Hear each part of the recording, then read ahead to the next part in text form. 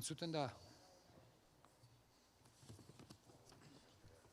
Arratsalde on danoi, gaur Aitzola Altuna Galdakarra daukagu, honezkero hainbat bider arrasaten hitzaldiak eskaini diguna, eta berriro ere gurekin daukagu. Formazioz Deustuko Unibertsitatean Zientzia Ekonomiko eta Enpresarialetan lizentziatua da, baina bere ofizioz aparte, hamarkadak daramatza ikerlari lanetan. Bere Leoi Navarra blogean, Euskal Herriko, Nafarroako, historia lan bilduma ugari argitaratu ditu dagoeneko. Eta batzuk baita liburu formatuan ere bai. Navarralde Fundazioko kide, gaurko Nafarroako Gipuzkoaren 1000 urte hitzaldi honetan, aurten Gipuzkoak edo Gipuzkoak 1000 urte bete omen dituela eta sortutako ospakizunez haratago Nafar Erresuman mende haietan gertaturiko gorabehera politiko eta sozialak azalduko dizkigu. Zurea da hitza. Mila esker. Uste dut ez, ipinita dauela mikrofona entzuten da, ezta? Bai. Bueno, Aitzola Altuna naz, nire blogean daukazue Gipuzkoari buruzko ezkerraldean Gipuzkoaz, bazakitzen baditu da, 30 bat artikulu labur, labur niretzako ze guztetan jata pila bat, eta orduen ez bazatxu historia gustatzen, luze, baina bestela laburrak, bazakit, 5, 4, 6 horrikoak, ezta? Eta gaur berba egiten doana da pila bat, ez? Aria jarraitu eta azterketarik ez ezebe sartuko, ez da gauza asko esaten dodaz, normalean, batzuk ezagunak, zuentzako, beste asko seguramente ere ez? Eta, beste hori. Hasiko gara, justu orain, eta nahi hasi. Ziondo.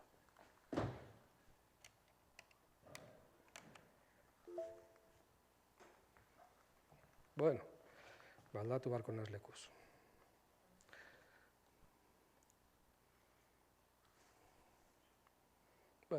Noten da, aurrera, txera, bai.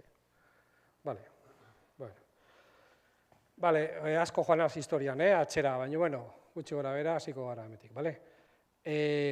Mitoaz berba ingot askotan, beste aurreko baten behitzaldi bat eman askoitin, eta zenbat mito ditugu. Azten zara bat kontatzen edo apurtu nahian, eta beste bat sortzen, eta beste bat, eta deko guz, euskaldunak mito pila bat. Batzuk positiboak, baina askotan ez, askotan gutxiestekoak dira mito hauek, ezta? Ez dago euskal estaturik deitu daitekenik, mendebaldeko Nafar probintziak bere borondadez pasatu ziren gaztelera, ezagon borrokarik, mendietan bizi izan gara, inok ezaban gure ona etorri eta metik ez da inor etorri horregatik euskera mantendu da, hori barra esaten da, baserritara gara oraindik, eta Mondragoa industria puntakoa izan, ez da? Baina, zakizegatik, euskaldunen mito hori jarraitzen dago. Mito hori oso antzineko da. Frankoen garaian, euren kroniketan agertzen zen gu ginela basatiak. Euskaldun basatiak gora eta bera, basatia zuzara, barbara. Gu egon ginen erromatar imperio horren menpe, baina barruen, eta zuek egon zineten kanpoan. Baina mitoa, garai harretatik, etorri datoz euskaldunen gainera. Basatiak, ez gauzak, ez dekogu zabete zer, bakarri baserritarrak ez, herri baten kontzientzia nosti daukagu.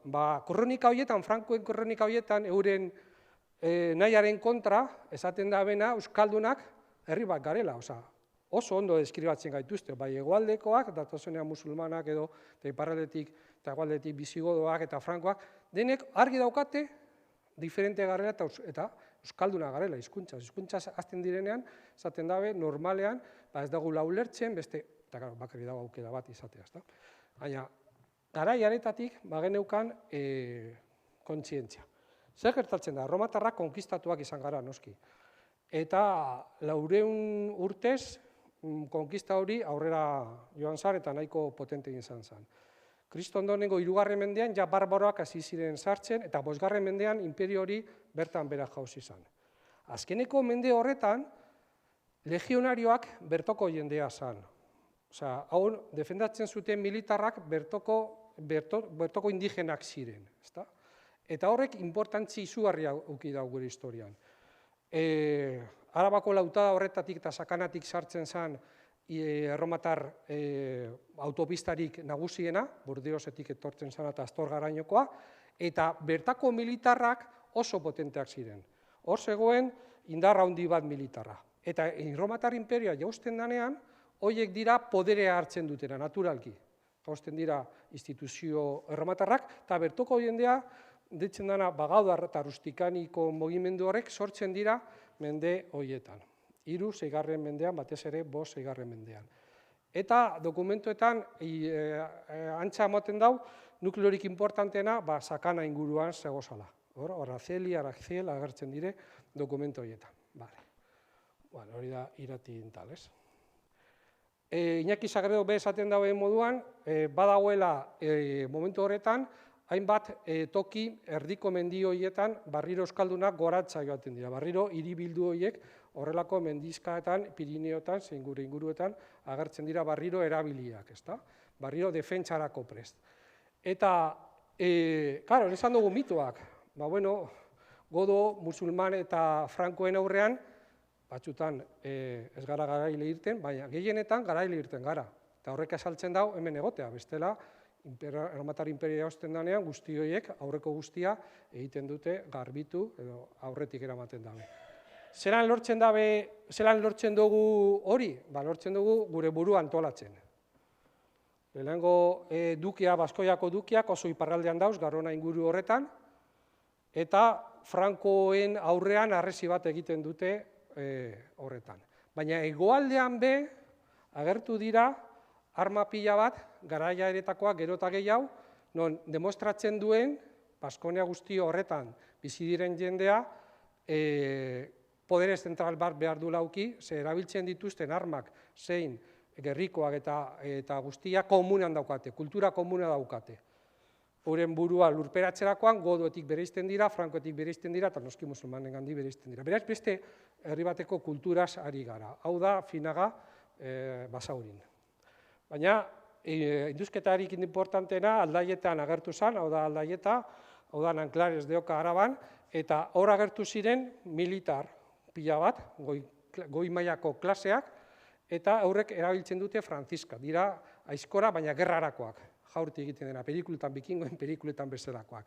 Ez dira aizkorak egurra mostekoak, baizik eta gerrarako. Eta aizkora horrek agertu dira, pizkanaka, Kortezubin, Finagan, agertu dira aldaietan, agertu dira horrelako esandako gerrikoen krisketak, leku ezberdinetan, eta desberdinak beste herrien gandik. Batez ere, hegoaldeko gure kapitala bihurtzen den horretan.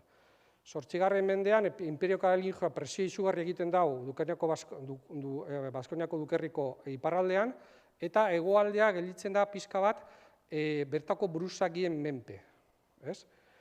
Eta hori argi ikusten da induzketa hauetan. Hau da, Plaza del Castillon, egin ziren induzketa horietan, agertzen dira bertoko indigenak armaz, eta gauza oso bitxia, agertzen dira baita musulmanen enterramenduak, batera. Eta horrek, zentzu handia dauka. Ze, azpitik sortzen ari den podere barri horrek, nazten ditu hegoaldeko edo Ebroko musulmanak, musatarrak, eta aristatarrak, edo aritza zimenotarrak. Honek dira anaiak, amaren partez, eta hor sortzen dabe tapoi bat, godoen kontra, eta barriro berreikaitzen ari dira jauzidan dukerri hori. Baina azpikaldetik sortuta kasu honetan. Baskoniako lehen mapa, hora gu askoak agertzen gara. Eta 711 urtean, saltzen dira musulmanak, bizigodoen imperio hori erabat desustatzen da, eta frankoak iparraldean gelditzen dira, eta hor sortzen dira gudabi. Gudabi da gure dena daukate, guk izaten dugu askatasun eguna, baina, independentziai ulertzeko, eta hori izan zen, 718ko abuztuaren 15ean. Imperio Karolingioak gure da barriro Imperio Erromatarra berreraiki. Musulmanak bota eta beste guztiak bere menpe barriro jarri eta imperadore baten Karlomagnoren menpean, koroapean, Akizgranen. Guda horretan, eurek joaten dira Zaragozara, musulmanen gandik lortzen dute hori emongo zala eta zabalduko zala, gerra bat dau, eta lehenengo bidarrez, horregako lehenengo gudan, euskaldunak, baskoiak, menpean hartzen dute imperio katoliko. Hori da gurdarik importantena. Baina hor esan amaitu euren imperialismoa, jarraitzen dago. Eta 824. urtean, Frankoa barriro datozenean, Iruña hartzen eta barriro euren aldeko jendea ipinten hor buruzagi bezala, Belaskotarrak batez ere, hor Iratiko pelikulan agertzen diren pertsonai horiek, horrek nahi dutenean barriro Iruñan ipini euren menpeko izateko, bueltan barriro leku bardinean 824. urtean kriston jipoia hartzen dute. Bertoko dukeak, Eblo eta Aznar izena daukatenak, Aznar hori baliteke Aragoitik etortzea eta Eneko Aritzaren parientea izatea zeharka badare, horrek kriston porrota hartzen dute, eta hor sortzen da buruzagi bat, buruzagi barri bat. Hor dago, Balkarlos barkatu, eta hor Eneko Aritzaren koroatzen da. Hor da, azpiko edo igualdeko buruzagi horrek hartzen dau beste guztiak menpe. Onartzen dute errege bezala. Eneko Aritza 824. urte inguru horretan. Dokumentu bat dau 850. urtekoa Eneko Aritzaren erregetzaren barruan, non Frankotarren Carlos el Calvo, Carlos Buruzoilak onartzen duen baskoiek bere kortera bidalitako duke bi, eurek duke esaten dabe, eta eurek opari batzuk eroaten dauz, eta opari batzuk hartzen dute trukean. Hau da, ez da subordinazinuko erlazio bat, baizik eta zuk oparia, nik opariak, orduen da onarpen bat. Gero, mende horretan, badau beste dokumentu bat, da la dieta de Tribur esaten dana, Imperio Karolingioa ja desagertu egiten da, ez dabe lortzen podere baten barruan sartzea, eta onartzen dabe duke horiek, eurentzako dukea zirenak euren menpeko horiek, independentiak izatea. Horren artean, orduen, urte horietan onartzen da ja, Europa osoan sortzen ari den podere hori subirano bat dala, oda estatu bat dala. Eurek agintzen dute, euren lurraldean, gobernu bat dau, herri bat dau, eta euren artean erlazioko lege batzuk daude ikusiko ditugunak. Eta hori da, estatu baten definizioa. Bigarren gerra hau ez dakit zagutzen baduzuen, Pasai Donibanen dau, da santutxu bat, itxasoaren, portuaren ondoan dagoena, eta abuztuaren 15ean, ospatzen dugu aldogunean, bataila hori. Eta hor jartzen dauena, naiz eta oraingo 16. mendeko aurreko bat egon zegoen, esaten dau Pasaioko personak Orreagara Karlomagnoren kontra joan ziren. Hau da, ez beti dekogu beste mito bat, Nafarrak zirela bakarrik Iruña inguruko horretakoa. Ja hasieratik ja nahiko zabala zen Nafarrak deitzen ziren hoiek. 1000. urtean Nafarren erresumak goia joten dau. Goia joten dau 1000. urtetik 1054. urte bitarte horretan errege birekin. Santxo Nagusia eta beren semea Gartzea laugarrena, batzuke Garzia, Gartzea, dokumentutan Garzea agertzen da beti, Naiarakoa. Naiarakoa Naiara salako, momentu horretan, esan Iruñea hiriburua edo, baizik eta Naiara.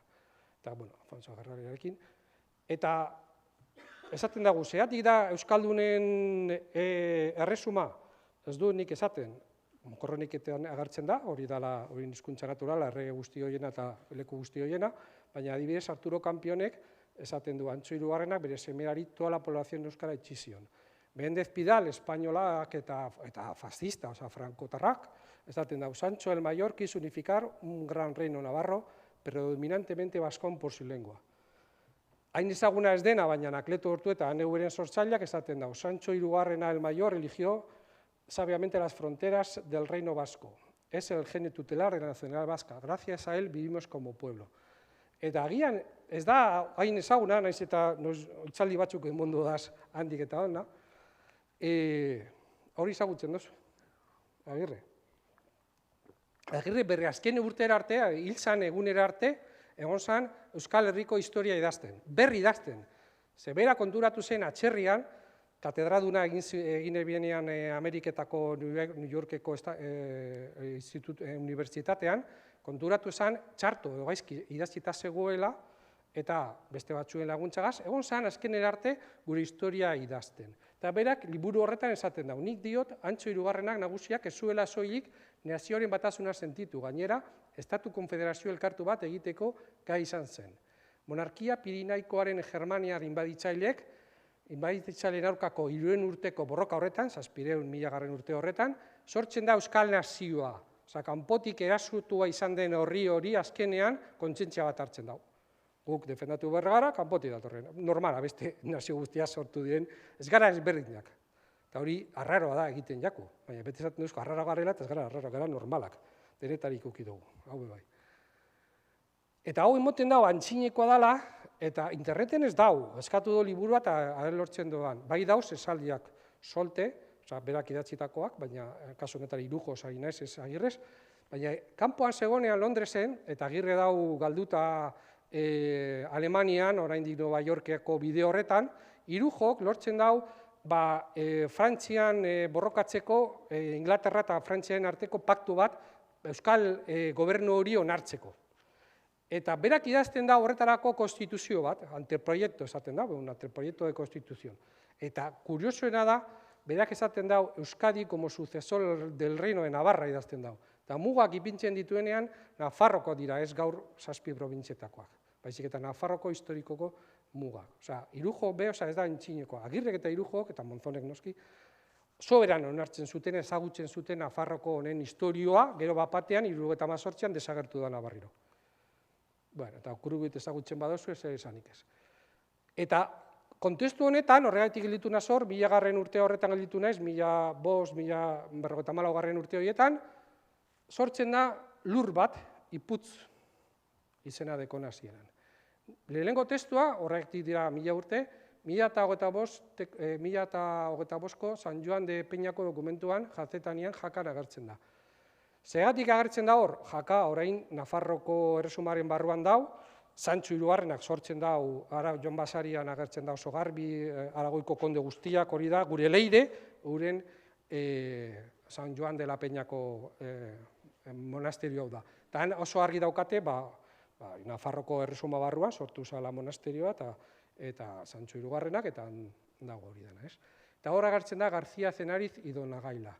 Bigarren dokumentuetan Iputza agertzen da, hor Ipuzkoa lehenengoan, kuan hitzako deklinazioa da, baina, Iputz, ez izango zen hitza, bigarrenan argi hau Iputza, ez, eta Iputz.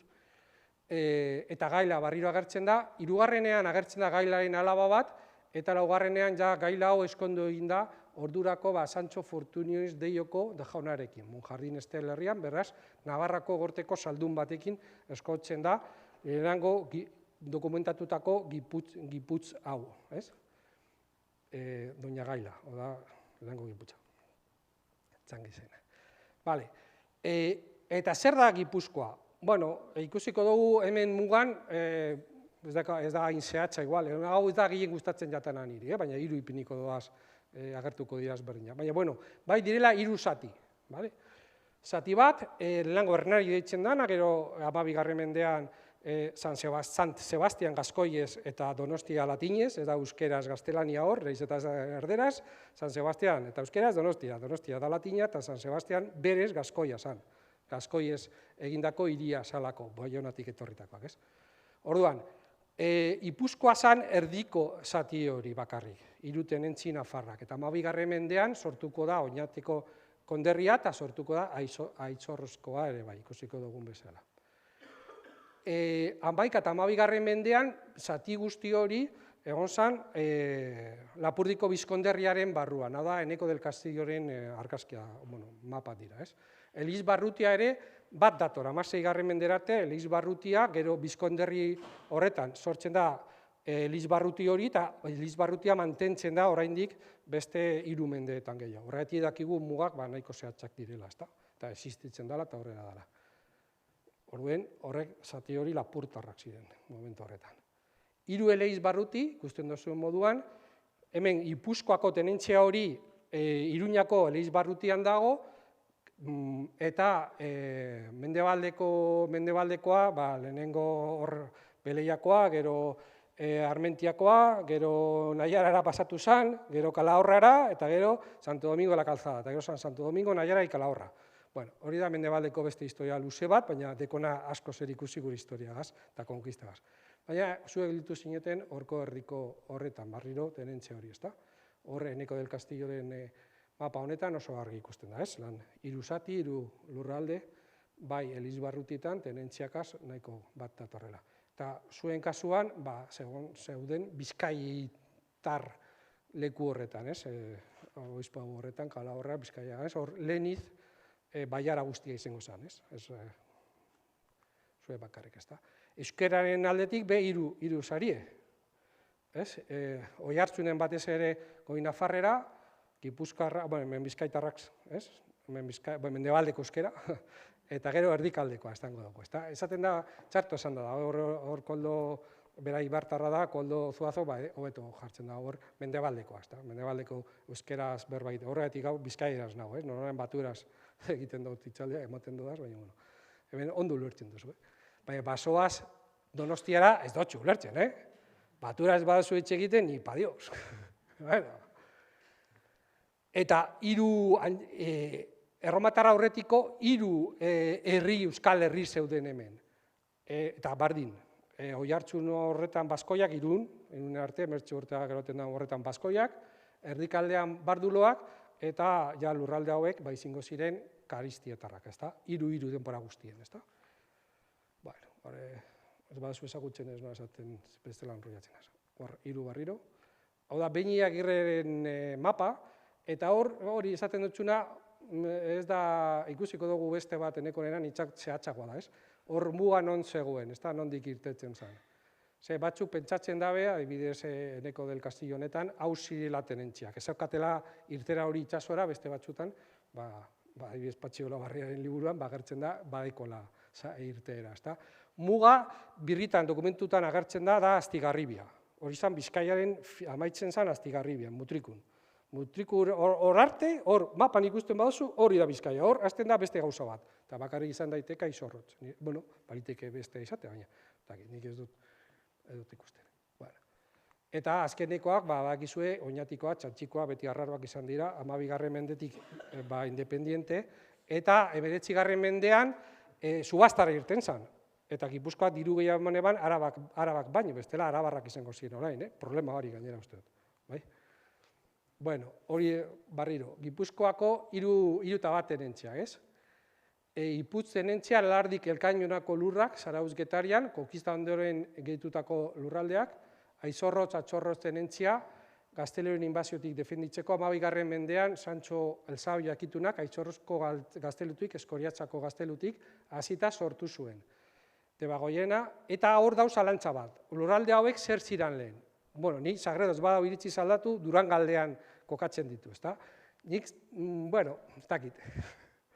Ez naiz dut iritzirik. Baina, batzuek Durango tarrak ziren. Bakizue Bizkaia zegoen bananduta, Bizkaiko nukleo bat, gero zan Durangoko konderria. Eta momentu baten ja, eneko López de Arorekin, lehenengoarekin, ja sartzen bat egiten dabe, konderria, Durangokoa eta Bizkaikoa. Eskerra, ez izenaz ezagutua. Eta bestea, lehenengo Hernani agertzen da 11. mendean, eta gero gutxi gora bera da San Sebastian edo Arso aldeko tenentzia. 11. mendean Hernanikoa eta 12. mendean Urrengokoa, eta zati bat ja ikusi dugun moduen Lapurdiko lurrak bizkonderrikoak ziren, momentu horretan, Akitaniakin zegoen borroka horretan, banandu egiten dira lurroiek, eta gelditzen dira Nafarroko erresuma barruan, eta ez Akitania barruan, eta horregatik sortzen da tonentzia hori seguruenik. Eta zati hau da Gipuzkoara gehitzen den azkena. Dau Gipuzkoa zentroa, zuek 1387. urteko junta horretan ja bazaudete, baina oraindik punta hori faltetan zaizue, gaurko Donostia eta inguru hori, sartzen dira junta horietan apurbet, un urte beranduago, ezta? Konkista bi daude, hortik aparte, horregatik mapa hori, ikusi dugun mapa horretan, ikusten duzu Ausa eta Taunekoak, berez Nafarroa garaian gelditu ziren, baina beste konkista alegin baten beste bi oskada moten dabe gaztela hauek, Nafarroari eta Ausa eta Tauneko gazteluak, azkenean, sartzen dira baita honetan. Eta oinatiko konderria esan bezala, aparte, hori izango zen jaurgo bat, ezta? Eta zein zen hiriburu bat aukeratzekotan Iputz zanean Argi Getaria. Eta gero, beti hasierako dokumentuetan Getaria da buru, naiz eta beste pizkanaka beste hiribildu batzu, Arrasate barne, Gorantza egiten da, Tolosa baita, eta gutxi gora bera azkenean Donosti ere bai, ezta? Baina Berandur arte ez, Getarian, hor zegoen gaztelua, horre Arratoian zegoen gaztelua, eta Donostiako argazkia, Margoak 16. mendekoa gaurko Donostiarekin, ikusten duzu zer gutxi daukatela komunian, ezta? Da benetakoa, benetako, hau ez da garai 16. mendean margostutakoa, hola zan, Felipe Bigarrenaren garaikoa. Beti, ez dakizuek, igual Bizkaitarra naizelez, beti arotarrak. Bueno, arotarrak 1316. urtean bota egin eben Nafarroatik, eta Gaztelan gelditu ziren. Gero bueltatu ziren Gaztelarrekin, baina 1316. urtetik, 1200. urtera arte, gebaratarrak ziren nagusi. Ikusten dozu Orbita Aznar agertu dana dokumentu horretan, gero ja eneko Beilaz, Dona Maro, Ladron de Gebara eta Oñategaz eskontzen danean, honek dira arabarrak eneko Beilaz, horregatik bere gaztelua hor dagoen gaztelu hori araban dau, eta gebaratarrekin bat egiten dabe, eta hor ja Gipuzkoako tenente bakarra, Gipuzkoako tenentea da bakarrik, baina gero ja bere semea, ja Bizkaia, Gipuzkoa, Araba ikusten dozu, ja 1911tik, ja 1200. urtera arte, gaurko 3 probintziak, gebaratarren barruan, edo menpe, edo zeuden, gobernatuak, eta ez arotarrak.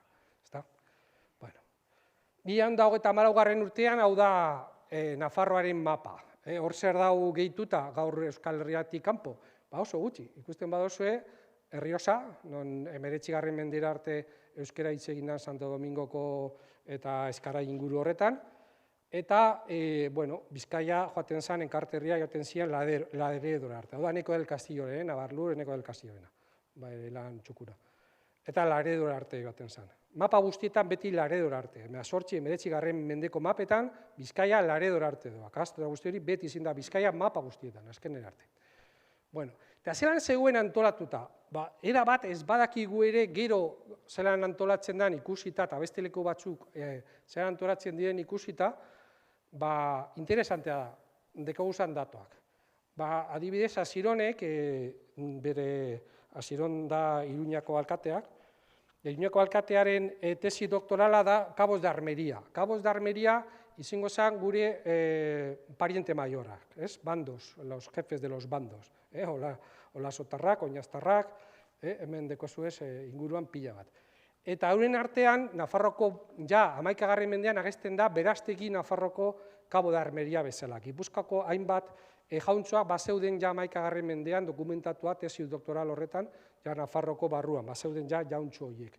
Naiz eta antolatzeko modua zan tenente bat, tenente hori erregeak jartzen dau, eta ez da betirako, ez deko erentziarik. Gero hori tenentea, normal eukiten dau tenentzia hon bat, eta borrokarako beste tenentzia bat. Hau bada muga, eta ben borroka badau, gero moten dutxo beste tenentzia bat, barruko hau, hortik dirua gehiago bataratzeko edo. Eta hor erregeak aldatzen ditu. Horrek ekartzen dau liskar handi bat ekarri ban, eta izan zen arotarrak gaztelarra pasatzeko motiborik importantena. Nafarroko erregegaz ezinan konpontzen, eurek nahi zutelako, Bizkaia hori eta zeukaten lurralde horiek, unen semei pasatzea eta senyor feudala bihurtzea. Eta ez, kargo administratibo bat. Ziren kargo administratibo normala, baina, gaurko antxeakoak. Eta lehen agertzen da, Berastegi horretan, dau beste kuriosidade bat. Agertzen dala, bila dala. Baina bila, hirutan agertzen da, gero ikusiko dugu beste hirurak Gipuzkoan eta hirutan Bizkaian. Baina ez dira hiribilduak 11. mende honetan. Dira Bailararen antzeko lurralde bat hartzen dutenak, alfoz esaten da. Daukate nahiko lurralde zabala. Nik uste dut, dira honen antzekoak. Honek 11. mendean be dokumentatuta da. Aiztondo, Saiatz eta Areria. Zer dira, Gipuzkoako hasierako Bailarak. Eta Bailara da Nafarroko antolakumendu naturala. Auzunekoak, auzunean egiten dira batxarrak, ermita guztiek dira bertokoek egindakoak, baselizak. Ordezkaria joaten zen, ja, elizatea sortzen zanea, elizatera bestela honako tokietara, Areriara, eta ziren auzune txikiak, eta hor bat egiten zen bigarren batxarra handi bat. Baina ara joaten zana, esan gaur bezala edil edo alkate ez, zan portabot. Joaten zen batxarran esan dakoa, bertara eroatera, ez deko zirikusirik gaurkoagaz. Osa, horrek ez zirenan joan eta euren kabuz nahi zutena erabakitzeko. Han zeuden, bere hauzuneko batzarraren esan zana, erabaki zana, bertaratzeko. Bai? Bueno, eta hori bai dago dokumentatuta. Bueno, 11. mendearen lehenengo zatia izin bada goia joten dago Nafarroko erresumak, 12. da bere dekadentzia osoa. Eraso Fortitz bi, Aragoiko lurralde hori banandu egiten da, erresuma bihurtzen da, iparraldeko gehiena galtzen da Inglaterrako Akitania erasoaren gandik, eta Gaztelaren erasoa. Orain arte, zalantzak badeko zue, 1267 urtean hor ja zalantzak galtzen dira.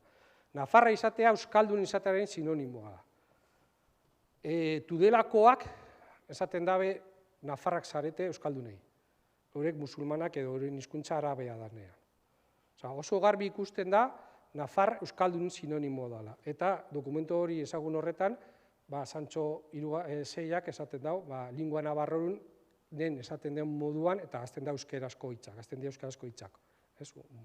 Agertzen dira jarraian. Orduen, lingua navarrorun euskera dela esaten dau dokumentu horretan.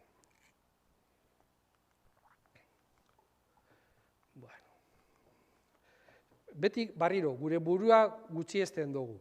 12. mendean, lurralde hau, Bizkaia eta Gipuzkoa oso interesantea zen. Araba oraindik gehiago, baina zehat izan interesantea, bai Akitaniantzako eta bai Gaztelentzako, itsasontzi horiek egiten edo existitzen zirelako, eta dokumentatu daude Nafar itsasontziak Egipton. Dokumentatuta daude Nafar itsasontziak iparraldera, oso iparraldean. Ja, garai harretan, euskaldunak eta baionatarrak zer esanik ez, asko mugitzen gira munduan, mundu ezagun guztian, bai Afrikan, bai Asian, bai iparraldeko lurraldeetan. Eta burdina oso ondo dokumentatuta dau, nahiz eta urteetan hau ez dan agertu, galdakano baten badaude garai horretako hainbat haizeolak. Badaude ja burdina ataratzeko eta gero lantzeko hainbat haizeola. Eta hori Espainian, penintsulan ez dago, hemen bakarrik, gero 19. mendean moduen, nondik irten da burdin guztiak, metik. Nondik irten dira arma guztiak, Mondragoetik. Espainolen horik, zelan da, asko narra luze horiek non egin dira, Aialako egurra eta bertoko burdina gaz, hori beti zen da. Nahoak eta txalupa guzti horiek non egin dira, itxasontzi handi horiek non egin dira, hemen egin dira. Horregatik, konkista ez da, goazen naho hartzera, ez, horrek nahi zuten naho hartu, interesantea zelako, ez beste gauza bategatik. Eraso bortitzenak hor dira, 1919 urtean, zuen kasua konkista hegoaldetik etorriztan, Gasteizetik, Gasteizera tropaen zati bat Durangaldera joan zen, eta beste bat Donostia arantza, Gipuzkoa arantza sartu zen. Gasteiz hiribildua antzoiakitunak sortutakoa, horlako arresioak dira garai harretakoak, gelditzen direnak. Honek 9 hilabetez iraun zuen mantendu zen konkista aurre egiten, Martin Txipia buru zeukatalarik. Zabalatek Portillako nino bizitatu alda, merezi dau. Orain dau oso virgin, aparkatzeko supertxarto, baina gero zoaz eta izugarri ikusgarria da, historia guztetan batzue Portillara joatea. Aroko Arriosako mugan, lehenengo herriatik eskumara, ipintzen duzuen ez baratzen herria, hau da hauzune bat orain, ez? Eta han ondo ikusten dira zelan izango zen garaiaretako herri bat, gaztelu bat, azterrenen bitartez, baina imaginazio gutxirekin lortzen da. Eta kuriosidade bat bezala, hau ezin zuten konkistatzerik lortu, ez da guarda, orain, la guardia ditzigun horren izena zen guarda de Navarra, hori ere zuten konkistatu, eta dinoe horko hor Arabako armarrian agertzen den gaztelua Zabalatekoa dela, Portillakoa dela. Hori zegatik, argi dago.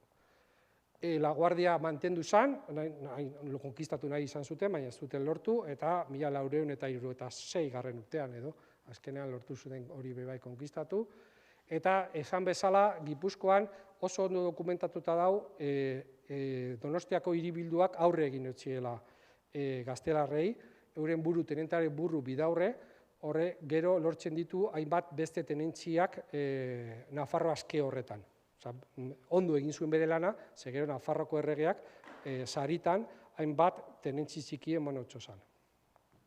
Horrek zer esan nahi dau, hor Lamotako gaztelua noski zegoen, ezagutzen duzu moduan, aurre egin ebala guzti horreri. Hau da bertoko sigilua.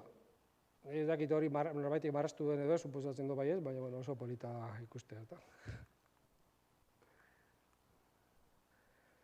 Garaiko itxasontzia zelan izango ziren, horrelako itxasontziak izango ziren. Eta momentu horretan beste konkista bat Lapurdiko bizkonderrian, ez da? Horregatik, horri piri dut.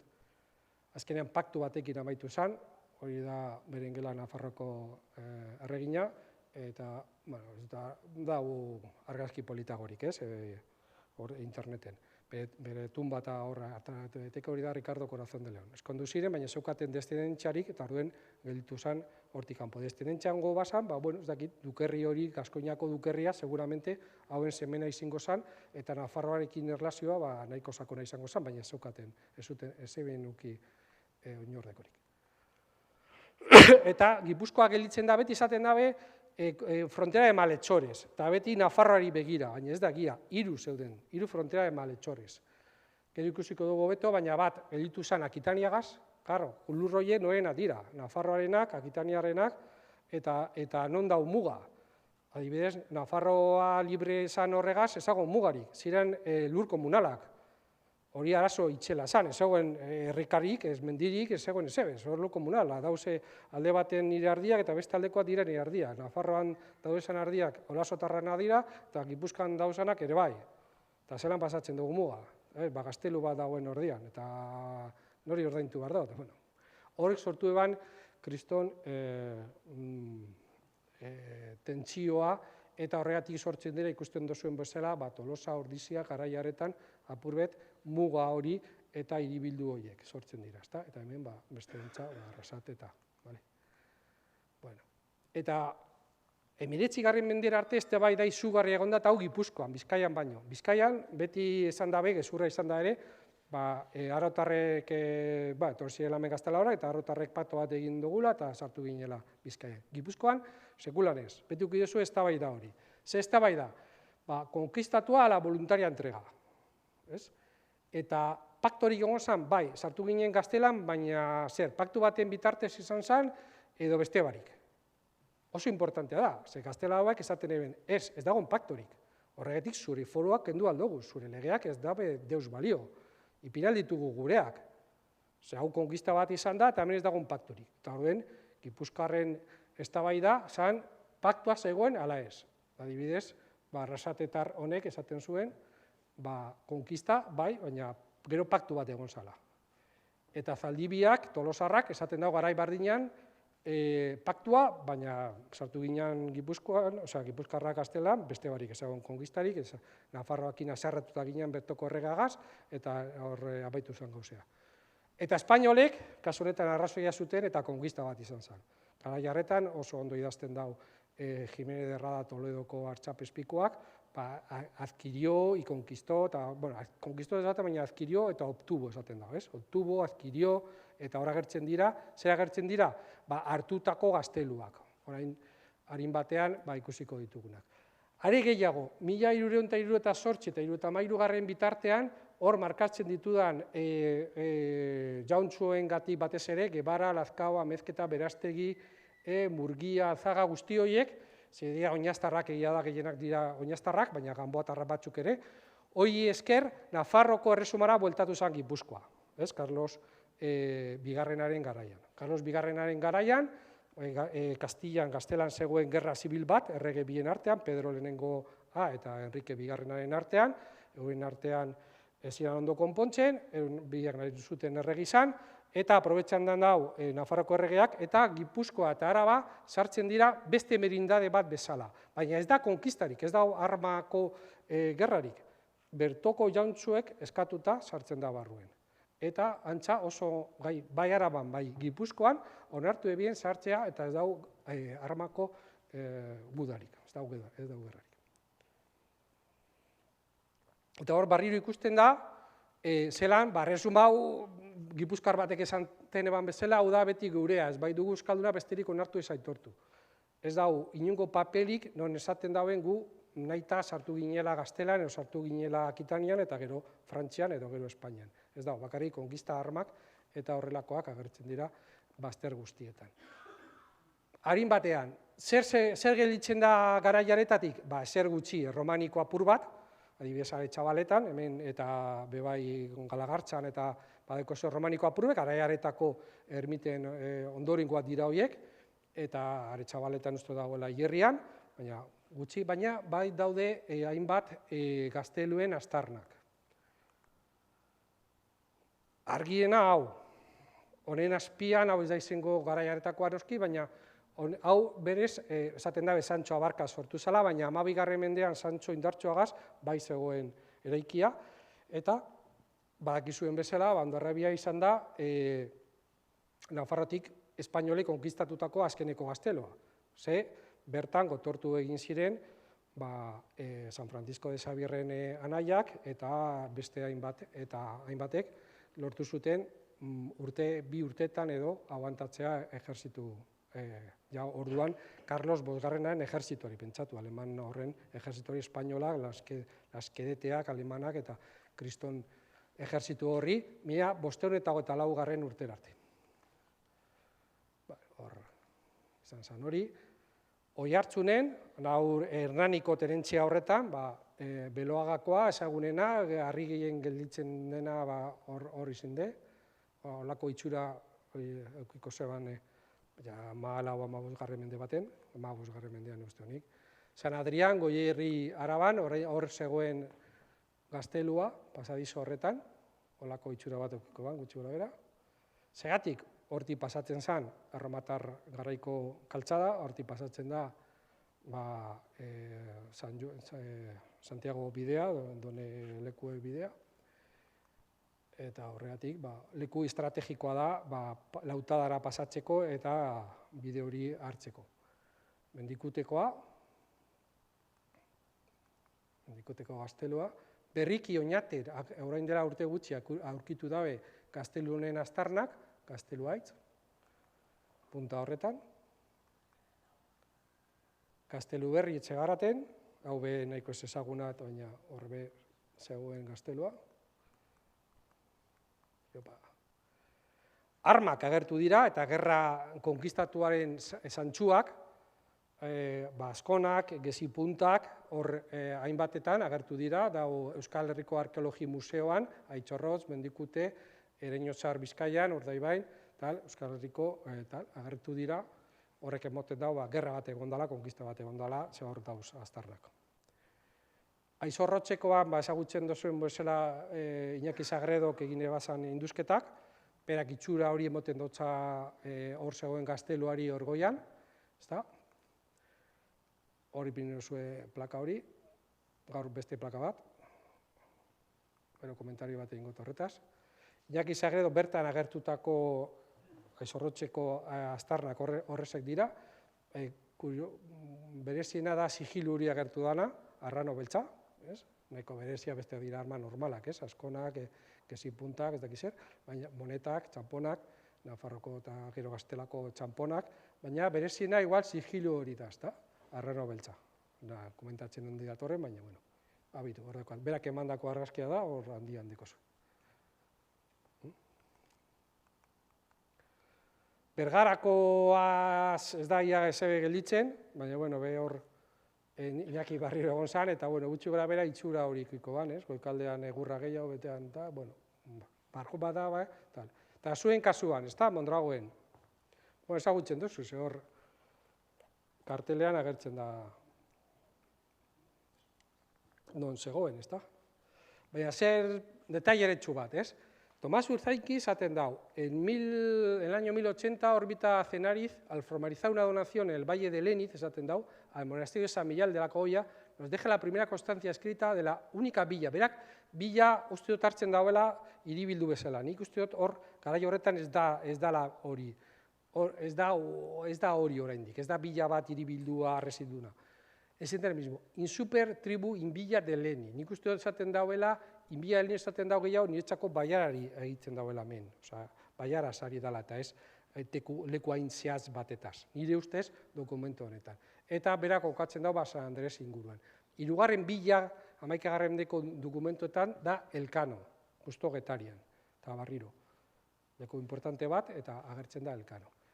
Eta non zegoen, interneten aurkitu, ni baino beto ezagutuko duzu igual pertsona hau, Ana Isabel Ugalde, la nueva villa recibiría el nombre de Mondragón en lugar de Arrasate, y en lo sucesivo se regiría, o ya espainolak edo gaztelauek egindakoa, se construye en otro lugar y todo antes parificado. Pero non zegoen hasierako Arrasate hori, no es difícil la respuesta. Por arriba se extendía hasta la cima de Santa Bárbara, Gaztelurarte, y por abajo hasta el meandro del río Deva, en la actualidad desaparecido fruto de la canalización del río.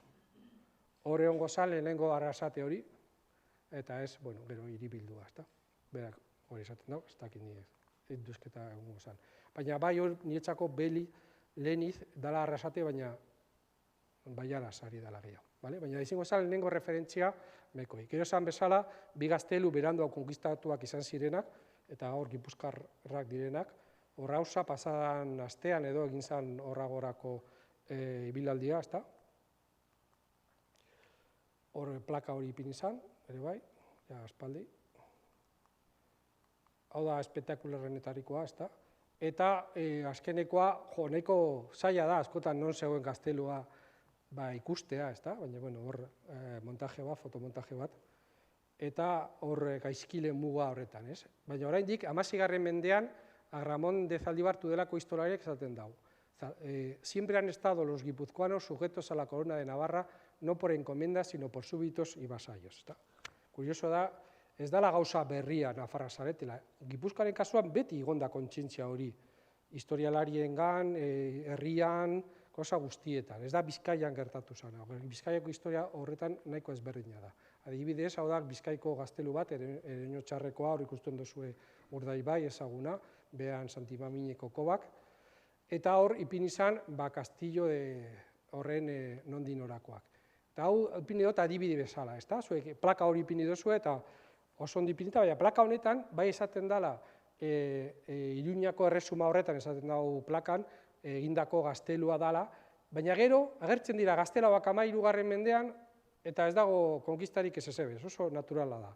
Hau esaten da latinez damatio memorie, da ez ipintzea ezer, edo kentzea pertsona baten testu guztiak existitu ez baliz bezala. Eta Nafarroagaz hori egiten da. Egiten da, kendu leku guztietatik, ez dugu ipiniko. Hor, behintzat jartzen dau, por los reyes de Pamplona ipintzen dau testuan. Behintzat. Baina gero agertzen dira, Alfonso Zortzigarrena, edo agertzen da Kastillako, eta ez dagoen konkistarik, ez dagoen naita sartu ginen, ez da saltzen, beti diskutatzen da, eta ez dakit, segatik, beldur dagoelako agian, ez da? Bueno, segatik idazten dugu Navarra Begas, hori da liburu ofiziala, Nafarra liburu ofiziala, heraldikakoa, Rei de Armas, ez? Rei de Armas Nafarroa, ez eta kopia bat izan, eta eda 16. mendeko ez da konkista ondorengoa dekogun kopia izan, baina hor agertzen da Navarra Begas, eta hor agertzen da eskudua, hori da, orain erabiltzen dana barriro ere, ez da? Eskarbunko pomelau, ez da lakateak, eta ez da bai da hori. Beste, nahi badazuea saltzea, bazalduko txue, baina eta hor beha agertzen dira, eta horretarako ni joan bebai, kebaratarrak. Ikusten duzu hor, Las Pamelas esaten dana heraldikan, baina dira ostoak, suarrenak, olmoganak, ostoak, hor Pamelak esaten dana, hor daude, gebaratarrak dira, Nafarroko 12 familia importantenetako bat. Apurbet imitatuz, Frankoen los 12 pares de Francia, baina 12 horiek. Bueno, eta hor, hau saltzen da Bretaña, Bretañara basoazie, oraindik erosi aldozue mapa hau, ezta? Eta Gipuzkoako sorrera horretan, hori da, mapa bat, ipini da, amaitzeko, abandonoa. Zer gelditu zen erresuma horretatik ere bai. Esan dugu, fizikoki ezer gutxi, baina antolamendua, 19. mendera arteño eukidoguna, hori da, garai harretan, erdiaroko goi erdiaroan, sortu genuena, eta Nafarroko erresuma horretan, goia jo zuena. Eta zer dira foruak? Foruak, askotan esaten du zer dira foruak. Eta galdetzen badotzuet, asko jotazako duzue legeak. Ez dira ez legeak, bakarrik, eta gainera legeak esan dabe, txarto esan da dago. Zer dira foruak? Dira instituzioak eta araudi propioak. Zer ezberdintasun dau legeekin? Handia. Arautegi propioa, foro no equivale a ley, porque esaten dau Adrián Zelaiak, Bizkaiko foruetaz gehien daki hilda dau, baina horren dira gutxi, baina bizirik iran dauen gutxi garte. Eta berak esaten dau, foro no equivale a la ley, porque lo característico del fuero es precisamente que no es ley creada por un legislador prepotente, ni siquiera impuesta por una mayoría ocasional, sino norma que nace de repetidas experiencias del ámbito popular, dando primacía a la costumbre sobre la ley. Pero esto no quita que el que se legislara de forma renovadora. Hau da, epaileak interpretatzen dau, herriak kasu horretan zer egiten dauen. Zuk lapurtzen badauztazuz, bi oio, normalean zein da kastigua. Ez dago idatzia da, interpretatzen dau, kasu horretan, beste esperientzia batzuetatik zein da hartu den neurria eta zein da neurri zuzena. Hori da Inglaterran egiten dana. Inglaterran ez daki konstituziorik, baina ohitura da lehenengo, gero dago jurisprudentzia eta guzti hori, baina holan funtzionatzen dago oraindik Inglaterra modernoa den horretan. Eta gu holan funtzionatzea izan dugu. Horregatik Osteiako horren beste kakotxartean. Idaztea, foruak idaztea. Ze behin idatzita, gelditzen da fosilizatuta. Eta hori da, ordura arte egiten zen, naren kontra zijoana. Gainera, foruerek idazterakoan, beti eskuz hartu egin dute, legisladoreak, adibidez Bizkaian foru barrian, kanpoko legisladoreak be sartu egin zuten esku. Sarrean ez, barrian bai. Eta hori da ezabena nahi, gauza fosilizatu bat izatea. Baina, gaztelako erregek esaten dabe, behar dozue idatzi, zenik zin egiten bado zeu zer, jakin behar dozer zer egiten dudan zin. Eta horren truk, idatzi egin ziren. Naiz eta, badinotzuet, herriaren kontrako gauza bat izan, foruak idaztea. Zezien idatzi behar. Nafarro garaian ere, idatzitakoak heldu direnak, naiz eta legeak egon, zentsu dira teobaldotarrak sartzen direna. Txampaindarra, kanpotik, datozenean erregeak, esaten da, zin, zer egi, venga, idatzi. Sistema politiko propia, beti gora, hemen unibertsitateak deitzen ziren, hauzune horiek, unibertsitateak, Bizkaian gehiago kofradiak, ledaniak, gero hortik elizateak modernoak dira, 12-13 mendean sortzen dira, eta hiribilduekin batera sortzen dira bigarren instantziako lurralde administrazio hori, elizatea, eta gero baiarak, hori baiarak ikusi bezala 11. mendean badauz hemen, 3 oso ondo dokumentatu eta beste 3, nik uste dut, 2 esaten dutenean, bardina izan nahi dabe, baiara bat. Gipuzkoa, Bizkaia eta Lapurdiko foruak oso antzekoak dira. Zergatik dinot, sortu zirela konkista horretik. Ze bestela, Bizkaiko foruak eta Lapurdikoak ezin dira bardinak izan. Beren figurak eta antolateko eta esaten dabezan gauzak, erentzitan eta esaten dabezan gauzak, ezberdinak izan behar dira. Bat Akitania barruan gelditu zelako, 1173an, eta guian 1200. urtean, Kastiaren menpe gaude, ordeen, bateratuak egoteko modu bakarra da aurretikoak izatea. Horregatik, Nafarroko erresuma barrean egindakoak. Non bat txartzen zinen zuek? Ziren Usarraga bidanian eta gero Azkoetin basarten. Eta ja, 15. hori izango zen, ekibalentea Gernikara. Lehengo batzarrak ez ziren Gernikara egiten, baina 14. mendetik aurrera, Tomas Moro zuen bebai korrigidore izan dena horrekin, bai Gernikan egiten dira betirako, baina aurretik, ziren itinerantea, baina zuen antzera, genuzkan gutxienez, Ido Baltzaga Herrigoitin eta Morgan. Eta badauda 11. mendeko beste leku batzuk ere bai, dokumentatuta. Beraz, ohikoa zan, txandaka leku estrategiko bat, erdigune bat, non batzartzen diren, non batu aldiren, ingurunekoak, ez da? Ikusi bezala, Bidania eta Azkoitia erdikalde horretan gelditzen dira. Gipuzkoako batzar horrokoiek.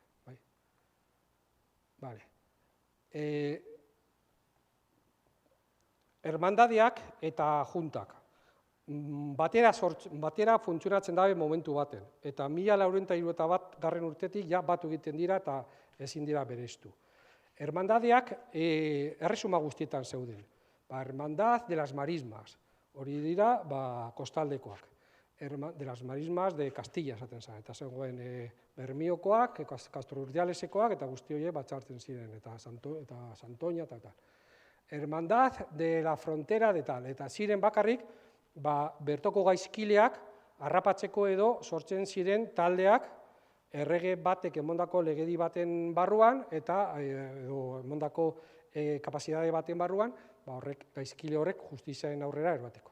Eta hor sortzen dira hermandadak. Gipuzkoarrenak eta arabarrenak oso potenteak izan ziren Bizkaian nahi izan zuten batzutan barriro ipini eta 3. ja ezebien aurrera jarraitu. Eta juntak bakarrik egon ziren Bizkaian funtzionatzen. Zuen kasuan biak egon ziren eta ja momentu baten bat egiten dabe, 1481 urtean. Gipuzkoako Foruen aurrekariak 1383an Getarian, horregatik ipini dabe plaka bat, eta hau igual ez dakizue, baina Gipuzkoako Foruak 1483 urtean, urte horretan batzen diren ordenamendu eta guzti horiek, horrek kontsideratzen dira zuen foruak, Bizkaikoak baino garaikideak dira, Bizkaiko Foru Zaharra 1452koa, eta da garaikideak dira, garai horretan idatzi behar zen ziren, eta Enrique Laugarrena errege ipinizalako nahiko burugogor, eta horregatik, edo kaskagor, eta horregatik arrasaten idatzi ziren Gipuzkoako Foru horiek, seguru ez dakizuen datu bat. Eta beti izaten da, nik hona etorri nintzanean Gipuzkoara bizitzera dela urte batzuk, Tolosa Gipuzkoako lehen kapitala, bueno, hau ez da gia ere. 1882ko Espainiako lurralde banaketan eta 1853ko errege dekretuan Donostia zan hiriburu, 1854an Tolosa, bai, Gipuzkoako hiriburu izendatu zuten, liberal espainol lehen guda forala edo karlista, bai, mitu, abezaten dugu karlista. Gure historiografian, guk ez gara Carlos edo Isabelen alde edo kontra ibili, guk gara Foruen alde, eta ni guztot oso garbi, Espartzaren azkeneko liburuan orainik eta argi hau, baina nik uste dut hori gure hizkuntzan edo bokabularioan sartu behar dugula. Gerra foralak ziren urrak, eta ez ziren gerrak Carlosen baten aldeko, errege baten aldeko absolutismoa, tontua gara gu, nahi dugu absolutismoa, nahi dugu zapalduak izan, eta hori ez dago zentzurik. 10 urtez, eta tal. Baina lehena, zan behar dugu beti Getaria izan dela, ez? Gipuzkoa horren lehenengo hiribildu titulu hori emon badugu norbaiti, Getariari. Bizkaian Bermeori, hori igual ez dakizue, Bermeo, izin da kabeza Bizkaia, 1602 arte. Ez pentsau Bilbo sortu eta hiribildu Bizkaiko hiribildua izan zala, edo zentroa izan zala, ez. Patxiren liburua, Patxi Olabarria, kasualidadea, lehen agertu dan seio hori, eta ipini dotor barrira. Beste mito bat, ez, ia amaitzeko. Hiru aritz, hiru agin, hiru nafar tenentzi, balitekena, hiru euskalki, badira, hiru erromatar aurretiko herriak, baina hori holan ezebien, hori idatzi zuten ez ekiten horrelakorik, horren hori imposiblea da, hiru hizkuntza imposiblea da, zer gara den bezala. Eta, bueno, hiru tenentzia baliteke. Bai da duela, bai dala egia, junta horrek sortzen direnean, sortzen direla prozesu horretan, ez? Lehenengo dau Gipuzkoako hori, gero batzen zaria Aizorrozkoak, eta gero batzen dira hirugarren horiek oso berandu. Horren, zentzua daukate hiru zati izatea. Gipuzkoaren gaurko hiru zati horiek representatzea hiru zuhaitz horiek. Eta betoko erregea, Patxi gure bada bazaldu, eneko aritza da, ni ustez ere bai.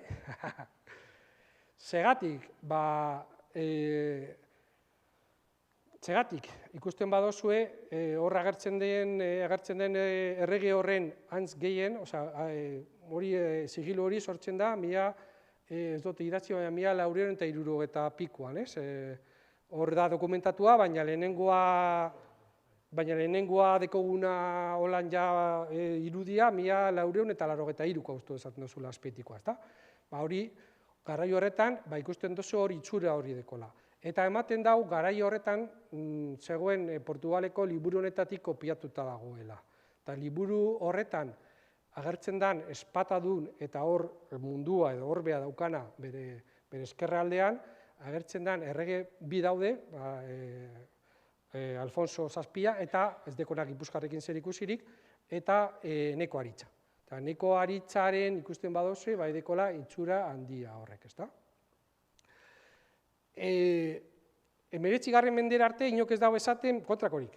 historia guztia dira Nafar erresumaren ingurukoa. Nafar erregia direla, Aragoi katarren kontra, batek be idazten dago eneko aritza dela, eta guzti horretan, egon ziren ados, beste mondragotar batek esan arte, ez hori Enrique Laugarrena da.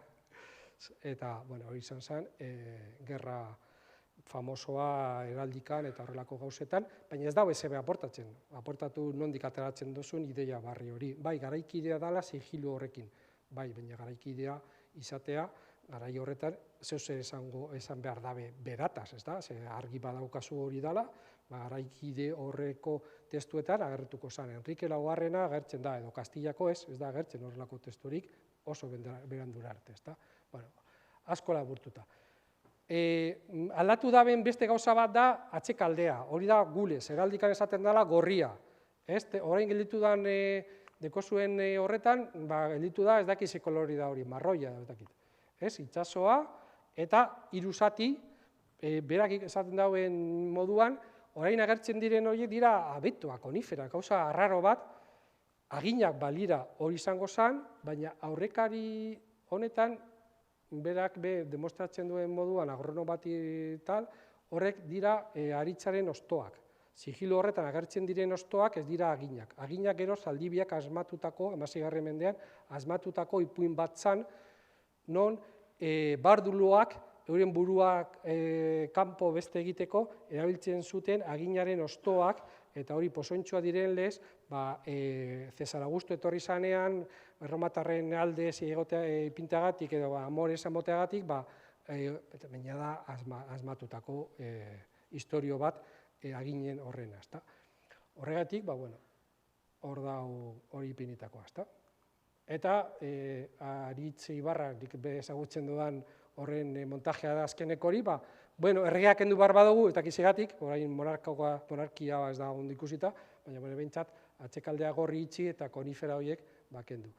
Barriro, Fidelissima Bardulia nun superata beste asmatutako beste historio bat da, hasierako horietan ez dan agertzen da bakarrik, Sello de la Hermandad de Gipuzkoa, gero Carlos Peradoreak emoten dau era muy noble, muy leal, horlako tal izenak, baina barriro asmatuko eta ez da kate zentsurik, gero 17 kontu horietan asmatuten da beste goiburu bat, baina ez dauka zentsu handirik. Goiburu horrek gaur egun, gainera gezurrezkoak dira eta gainera berandukoak dira. Beste barik. Horregatik, esan ez bezala, 17. mendera arte ez da agertzen bez Barduliako historia hori, eta orduan, zuek jakingo zuez, armarri nahi duzuen, Bizkaikoan aspaldik kendu genituen Lopeztarren otxoiek, eta adibidez Bilbon asko ikusten dira, edo Atletiko eskutuan agertzen dira, Atleti de Bilbaoren eskutuan, agertzen da oraindik Lopedarotar seme eta aitaren otxoiek, oio bat aguan daukatela, cebados por las conquistas que habían tenido, eta bera historia dauk, ezta? Uste dut hau azkena dela, ezta? Horren, nire ustez, estatu bat dekogun herri bat gara, baina gure estatua baitua dago. Irlanda baitua egon da moduan, 700 urteetan, edo Palestina baitua dagoen moduan. Ez dako beste historiarik. Orduen ez gara, mendietan ibili garen baserritar batzuk, ze holan ezin zuen gure hizkuntzak aurrera egin, ez ginenetek hemen egongo, eta alkatea esan izango gurea, izango zen, beste tipo bat. Eta horlako gauza guztiak, ezta? Pro libertate patria jarri dut jensi bera estate, hau ANV-ek eta Mendigozalek erabili zuten gero, Mendigozale ez baduzu ezagutzen da independentistak, Agirreren garaiko independentistak ziren Mendigozaleak, Elias Gaiaztegi Gudariren jarraitzaileak eta Sabino Aranaren anaiaren jarraitzaileak erabiltzen duten logoa, Nafarroatik zetorren logo hori, eta ondo ulertzea oso importante da, oso zarra da logoa, eta askotan ez da ulertzen, hau da. Zuk estatu bat eduki zeinke, eta lortu aldugu igual agian, baina libre ez izatea. Behar duzu estatu bat libre izateko, herritar askeentzako, lehenengo lortu behar duzu aberria edo estatua, goian ipiltzen da, libertate estate edo libertate tal, baina diktadura baten menpean egotea edo jauntxo batzuen menpean egotea. Pausuak horrek dira, estatua nor zure buruaren jabi izatea, baina gero estatu horren buruzagiak edo gobernadoreak kontrolatzen ez baduzu ere, ez dau SB-tarako balio. Horren logoa uste oso bigentzia handia dekola, aberri askea izateko, behar dugu aberri askea izatea herritar askeentzako, baina gauza bi dira. Aberri lortu aldugu barri, Nafarroko erresuma edo beste estatu bat sortzea eta oraindik ere aske ez izatea. Guk ez badugu estatu hori kontrolatzen. Kontrolatzeko modurik onena, ni gure aurrekoek egindako lan hori niretzako, kopiatzea eurek egindako modeloa, azpetik gora egindako modelo hori, ez goitik egindako modelo hori. Orain datoz, aukeratzen dabe batzokian eta ez dakinon hiruen artean nortzuk izen aldira gure buruzagi, eta gu aukeratzen dugu hori bi hiruen artean, eta jazta, ez dugu, lau urteetan ahaztu ezin dozu gehiago horik egin, eta hori deitzen da demokrazia. Aurreko modelo hori, non emetik gure ordezkari bat joaten zen Arrasateko udalerrira eta beste auzune guztietakoak, batzartzen ziren eta erabakitzen zuten, eta alkatea 2 urtero aldatzen zen, txandaka, hori modelo hori, eta hortik Bailarara eta Bailaratik, gure kasuan Gernika eta zuen kasuan junta horietara joten ziren ordezkariak, niretzako gaurkotua, askoz infinitoki demokratikoagoa da, gaur dekoguna baino. Nahikoa.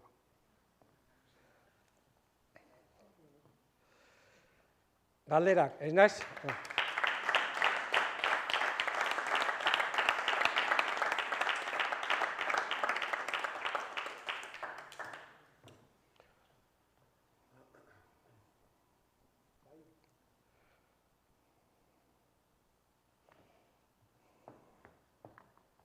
Bai, ontxe, iritzi, galdera, badau, norbaitek, zerbait, esateko? Navarra hitza nondik ere da? Jo, nini iritzea emango dizut. Irakurri duan azkeneko liburua nahiko bitxia data da, Peio Esartena, ez dakitzak utzen dozuen, Peio Esarte bastantarra, deko liburu bat, orain dela 3 urte, uste dela urte, gehien jota idatzitakoa, eta beste teori bat emoten dau Navarra nondi datorren. Eta bere ustez, Navarra dator Afrikako leku batetik, non bertatik etorri ziren bere talde horiek, garai horretan, eta baina nire ustez, errezena, Navarra da leku bat, Navarra da plano bat, mendien artean, eta Navarra deitzen zen lehenengo toki horrekin ondo datorrena. Zan hori Deio, Berrueza, Zadan, Nafarroko lautada horrek, ez? Iruña eta lautada horiek, mendi artean lautadak, eta da geografikoki. Bere lehenengo testuetan, lehenengo agertzen da 779 urtean, konkretuki, eta agertzen da Nauarri, U eta V, barri irazten zen. Nire teoria da, ri hori da herri. Osa da, Navarren herria, lurra. Guk Euskal Herria esaten dugunean, hasieran zan herria.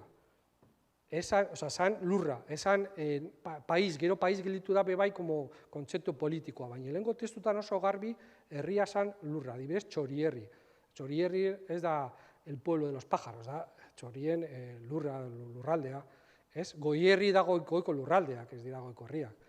Beterri, bekoak, idi herri erabiltzen da, lurrarako erabiltzen da idiari da idi herri. Herri, izin da lurra eta lurratik erderako país horren ekibalentea, baina país eta gure herri momentu baten evoluzio politiko badauka. Niretzako, lehenengo testu horietan Nauarri agertzen da, eneko da Nauarria. Garrai horretan, eneko aritza, ez da Baskoia agertzen da horren testu da Nauarri bezala. Territorio de los Nauarri, de los Navarros. Eta Navarra hori posiblena da hori toponimiko izatea. Baina nire uste apalean, badaude beste teoria asko.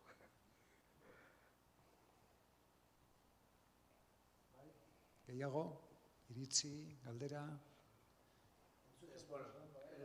Lehen esan duzuna, askotan asaltzen dira gaztelua, baina ez tala esaten Entzuten duzu ondatzien?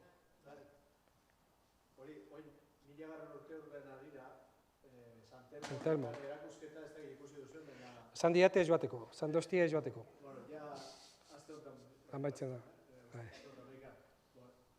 Azaltzen da, adibidez, mapa, Gipuzkoako mapa, elurtzuk erakutsi duzun, elozu, Arrasateko gaztelua bestia, baina, claro, ez dago esaten ze gaztelu dira. Gaina esaten, 1000 gaztelua. Ez dago esaten zer gertauzat gaztelu horrekin. Osa, da, lotzagarrixea, ez, Hori da, ospakizunarekin montatu dauen propaganda eta baina berez Gipuzkoa zen tendentzia nafarroa, eta hori ez da esan. holan sortzen da. Zaldi batean juntzen da, esan hori gartziatzen ariz, hori zen, hori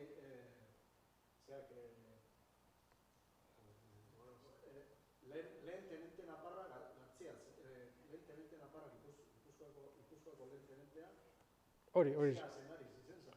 Bai. Hor testuan azaltzen da, hori. Bai. Hori ez da esaten.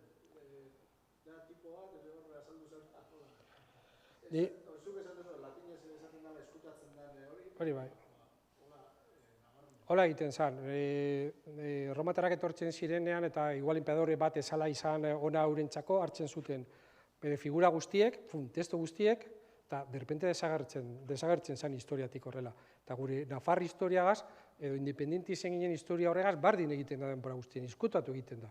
Izkutatu egiten da, hori, Nafarrora bueltatu ginela 5 urtez, edo torri zinenean frantsesa konbentzio gerra horretan, eta duala juntako buruzagia horrekin negoziatzera, zer esaten dabe. Gure dugu Gipuzkoa 1200 urtetik baino lehenago zegoen moduan.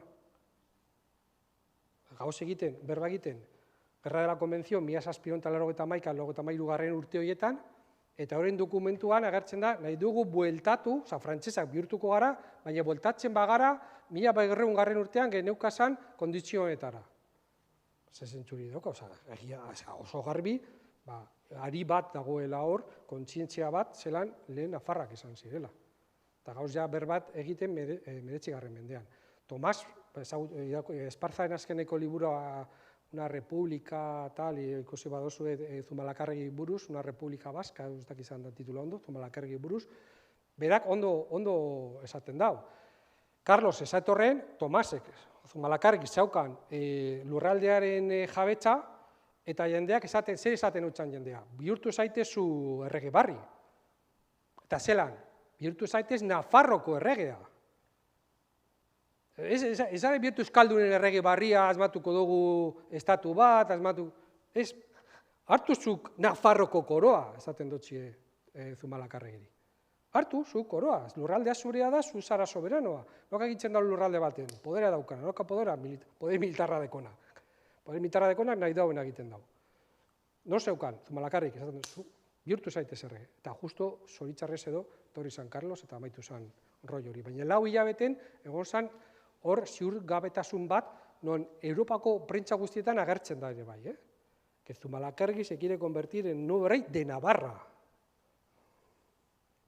Liburuan dekozue infinituki datu. Orduan ez da, eten bat zegoela eta batean, ez jarraipen da, ikusi dugu Irujo, Monzonen testuak oso garbia daoz. Ez doa zipini, baina Monzonen testuak hau Navarra dala eta la Gran Navarra eta Navarra maritima edo tal, testu horretan da, Olaizola liburutan bebai, izan zala 80. urtean Gipuzkoako buru, hor dakoa bere libura, Navarra maritima Tomasena da, Olaizola gazegindakoa, eta jarraipen bat da, ez da etenik, ez dagoen etenik. Jarraipen bat egon da, Gipuzkoa Nafarroa izen da. Bizkaiek kasuan, apuret ezberdina da, baina Gipuzkoaren kasuan, beti egon da oso garbi, hau Nafarroko zati bat izan dela. Ez da besterik, ez da kontako horik izaten da banik. Gaur egun bai, gaur egun bai. Eskutatu egin da. Aligindu da eskutatzen, ze peligrosoa da. Oso arriskutsua da. Lotsagarria da, Donostia, da Santelmon, da kultura, tesoen esku dago. Gipuzkoan kultura, tesoen esku dago. Beti gutxi ezten dugu, nahi dugu ekonomia eta kultura ez gara konturatzen. Bitu ni, dekotan edota bat, behin gauza bat esketzeko lortu neban hortuzarrekin bat egitea, PNV-ke buruzagiarekin hor Sabinetxean. Eta, itiatan bihotzetik, esaldi bat esan utxan. Ez dokamaiuk egin dau Euskal Herriagatik gehiago politikari guztiak baino. Zue gutxizten duzu kultura eta zer batzen gaitu? Ez badira abestiak, ez badira euskera, ez bada kultura. Zer batzen gaitu? Zuk politikari batek? Zuk ez gaituzu batzen. Alderdi politikoek ez gaituzu batzen, marando egiten gaituztu. Zer batzen gaitu? Ez dokamaiuk batzen gaitu. Gure historiak batzen gaitu. eta horrek ez dabe onartu nahi dute banandu.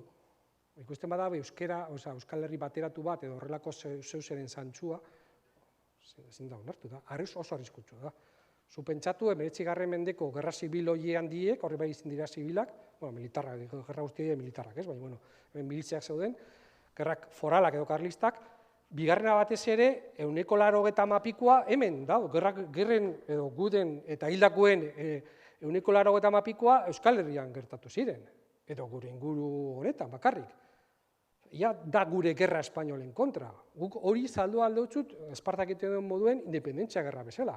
Garaikidea da, beste independentzia, kolonien independentziakin. Mexiko, Peru, ez dakiz zer, baina, dene esan bezala, Peru aske da, baina Peruko indigenek ez dira aske. Kontuz. Espainole jarraitzen dute, espainolen ordezkoek edo horren ondorengoek agintzen dute Perun, gutxi ba, nago orokorrean hitz egiten, baina kasu oso bat, indigenek oraindik estatu asko horietan ez dira libre, ezin dute nahi dutena egin, euren hizkuntza hitz egin, ez dute euren semei alabi euren hizkuntza transmititu, ez da. Jaso genuen Zumalakarregi, euskaldunon kontrario bat izan baliz moduko... Hola.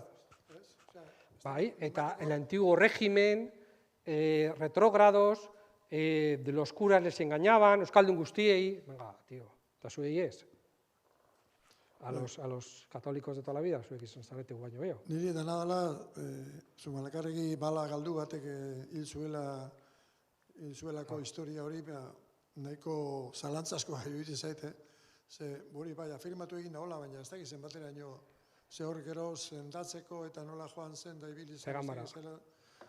Baina ez dakit historia bera ere, bere sendatzea alegin hori ere nahiko bitxia da, ez? Bai, bitxia da. Ni anedota bat kontatuko txut. Ni bardin gertatzen zait Agirreen hilketagaz. Agirre, dekoz, nago garatzen 56 urte edo hil zanean, 60. urtean, 1960 urtean. Deportista esan bere garaian, bakizu atletiko jokalaria, atletiren jokalaria, zan deportista, eta ni badut ezagun bat, urten hildana gainera, berarekin hilabete bat lehen egon zana, eta normal ikusten zuena, hilabetero batzartzen zan berarekin, eta ikusten zuen normal. Eta batean hiltzen da, ofizialki un infarto de miocardio, ezokan aurrekaririk, ez ezebez, asko horretzen zuela, 56 urterekin, eta egin. Diot, apurbe konspiranoikoa bagara, ez dau tal, baina Zumalakarrien kasua bardina da. Tipo bat, momentu baten dagoenean bere goian, bala, galdua esan izango, egongo ziren beraren atzetik, baina gero, printzipioz ez, harina sana, zauri harina sana, gero, trasladoan zegan bara, iterizia edo hartu ebala, eta orden petrikillo hori be famoso egin da, liburutan agertzen da, zala un makina, zala medikurik onena bere garaikoaz, naturalista bai, baina esan torpe bat, zala tipo oso prestatua, hori sendatzeko soberan. Baina nire konspiranoiko apurbe banaz, nik kasuan Agirrerekin, eta Zumalakarregin babardin.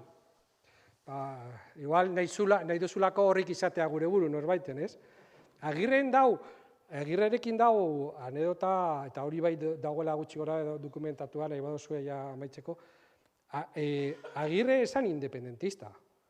Lehen esan dugu da, mendigozale horiek, dau testu bat, dau dokumentu bat, entrevista bat, bertoko bati, mendigozale bati egindakoa, bere izena eren zatoki burura, baina argi izaten dago. Nik esaten nion Agirreri, zu ez ara independentista, gu gara independentista, gu ez dugu nahi estatutori, gu nahi dugu independentzia. Eta hori bizirik zegoenean, 36. gerra ostean. Nik ezagutzen dut, beste hori izan dudana hildana eta berekin hitz egiten zuena, eta beste anedota bat kontatzen dago Agirrez. Joaten zala, Espainiako Errepublikako gobernuko ordezkaria beregana, esanez, sartu zaitezi Espainiako gobernuan. Euskal gobernua desagertu behar da. Estatutu hori eta hori guk emandakoa da. Eta Agirrek esaten zion, hau ez diguzu ezuek emon, hau herriak emondozku. Eta herriari bueltatu behar diogu. Eta ez gara sartuko Espainiako Errepublikan, gobernu horretan. Hori Agirrek esaten eban gerora, baina 36. urtea aurretik bera esan independentista. Bihurtu da independentista, gobernu buru zegoen. Ez daude gutunen batzuk, bera eta Irujo artean, Irujo edo ez dakit, uste dut PNV-ko garai hartako beste olako buruzagi gazteen baten artean, eztabaida hain zuzen ere Agirrek defenditzen zuen, gure nafartasuna eta bar. Bai, da beste bada Zeferino tal, da beste batekin, baina bai, oza, anedota hor dago, baina ez dana ezagutzen da, berak liburu osoa idatzita daukala, ez dago argitaratua, lehenengo atala Argentina argitaratu zen, eta osorik bakari dau bere memorietako liburuetan. Osa, idatzi guztien barruan dau bere liburua. Idatzi ban liburu osoa. Segatik, joan zanean Amerikara, eta han batu zen bertoko Nevadako hoiekin, jagon zen Euskal fakultate bat eta Nevadako fakultate hori, eta han, egon zanean, konturatu zen ezekiela zebez gure historiaz. Eta Aranak idatzitako historia hori, zala barriro gaur bezala mitoetan, oinarrituta. Eta izan zuen, baina hau herriak jakin behar dau, eta idatzi behar dut, eta bere buru hartu eban lan hori. Eta azken egunera arte bere emazteak esan da, idazten jarraitzen zuen gaubero, gure historia. Eta historia nafarra, noski. Nire blokean deko zuez, liburu horren laburpen bat. Lehenengo 30 horriak edo, 5 artikulu laburretan. Eta oso garbi esaten dago.